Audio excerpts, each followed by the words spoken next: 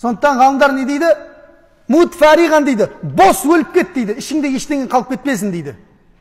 Бос өл дейді. Ішіңдегі өкпе, наз, ренішіңнің барлығын тастап кет дейді, мына жаққа алып кетпе өзің. Бір келіп ғалымның сұрақ қойған сияқты. Жердегі ең бай жер қай жақта десе айтады дейді. Анау парсы шығанағында деп айтады екен. Дубай, Кувейт, Катар, ол жерлерден мұнай шығады деп айтады екен да. Сондықтан бұлар әлемдегі бай точка деп айтады. Жоқ дейді ғалым. Тағы қай жер бай? Африка деп айтады дейді. Алмаз шығады дейді ояқтан. Алмаз ең құнды асыл тас. Жоқ дейді, таппадың дейді. Европа дейді, Европа, ана немен, саяхатпен, экономикамен алып кетті. Жоқ дейді. Болды ма, тойдыңдар ма дейді ғой, тойдық дейді. Жер бетіндегі ең бай жер қабірстан деп айтқан екен. Неге десе, өйткені ертең осындай нәрселерді жасаймын деген адамдар ол жерде жатыр дейді. Не бір идеялардың, не бір ойлар, не бір керемет іске жоспарлар, осы ертең бүйтем, мен ертең сөйтем деген адамдарға толып жатыр, өздерімен бірге кетіп қалды. Және олар өздерімен бірге жүкті де арқалап кетті деп айтады дейді. Қандай? Ішінде бүкіл нәрсені түйіп алып кетті дейді өзімен бірге. Көрдіңіз ба? Енді оларды біз қалай сау жүрек деп айтамыз дейді. Сондықтан жүректі бүгін кешке тазалаңыздар иншалла. Тазаланбай қатып қалып жатса, пайғамбарға салауат айтыңыздар иншалла. Ол да жүректі тазалайтын бір амалдардың біреуі. Понедельник, четверг ораза ұстаңыздар. Болмаса Қағбаға барып жатсаңыздар, Мүлтазам деген жер бар, сол жерге жабысып тұрып жылаңыздар. Меккеге барсаңыздар, сіздерге оңай лайфхактар айтып қойып жатырмын, жүректі жұмсартатын. Болмаса жетімдер үйіне барып, жетімдердің басын сипап тұрыңыздар. Міне сол қатқан жүректегі тәкаппарлықтың барлығын сындыратын амалдар осылар. Көрдіңіздер ме? Міне пайғамбар саллаллаху алейхи уассаламның жүрегі сондай. Пайғамбар саллаллаху алейхи айтпақшы, ана бір Құран жазып отырып пайғамбарымыздың жанында, білесіздер ғой? Құран жазып отқан Абдулла ибн Аби Сарх деген сахаба болған. Келіп исламды қабылдап пайғамбарымыздың жанында мына Құран жазып отқан өкісі. Аят жазып отқан, уахи жазатын сахаба болған. Сол Құдайдың құдіреті Мүъминун сүресінің аяттары түсіп жатқан кезде жаңағы адамның болмысы, жаратылыстары туралы аяттарды айтып жатады Алла тағала.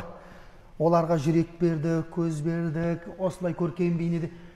Сөйтіп айтып жатқан кезде мына сахаба пайғамбар саллаллаху алейхи вассаламның аятының ортасын сөзбен бөліп жіберді. Көрдіңіз бе, әдепсіздік. Сөзбен бөліп жіберді де фатабаракаллаху ахсанул халиқин деп айтып жіберді дейді сахаба.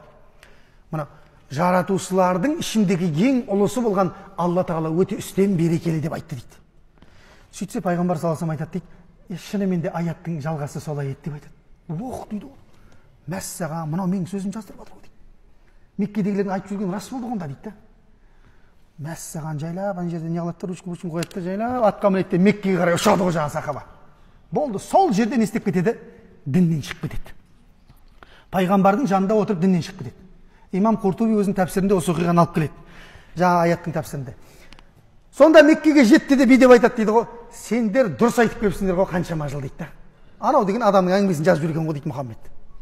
Мен деген табаракаллаху ахсанул халиқин деп айтсам, соны жазып тұр ғой анау дейді Мұхаммед. Менің сөзім жазып тұр ғой дейді. Меккенің бәріне шертеді ғой анау. Өздері деген қалай жау боларын білмей жатқандар пайғамбар саллаллаху алейхи уассаламның осындай артынан үлкен ауыр әңгімелер айтады. Ол пайғамбар саллаллаху алейхи уассаламға жеткен кезде ертең біз Меккеге барғанда дейді, мына 3 адамды Қағбаның жабуының астынан тауып алсаңдар да ешқандай кешірмеңдер дейді пайғамбар саллаллаху алейхи уассалам. Көрдіңіздер ме? Сөйтіп Меккеге барады, пайғамбар саллаллаху алейхи уассалам, мына Меккенің ашылуы деген оқиға бар тарихта. Мына оқиғадан 2 жылдан кейін болған. Білеміз ба Меккенің ашылуы деген? Я деп айтып қоя берсеңіздерші, білет деп ойлап жатырмын иншалла. Я деп беріңіздер. Өзім айтып беремін бәрібір.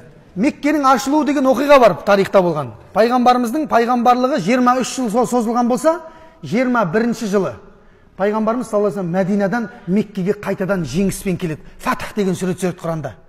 Дұрыс па?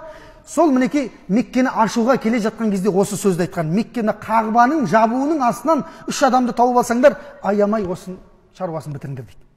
Ана екеуі ұстап қалады Меккеге барған кезде. Мынау ұсталмай қалады ғой, Абдулла ибн Аби Сарх деген сахаба. Бағана мұртат болып кеткен сахаба, діннен шығып кеткен.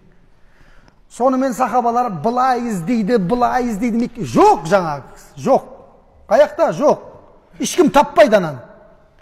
Сөйтіп пайғамбар саллаллаху алейхи вассалам Меккедегі бүкіл шаруаларды бітіріп Қағбаның жанындағы анау пұттардың барлығын қиратып өртеп болғаннан кейін сол жерге таухидты, Алланың жалғыздығын орнатып жатқан кезде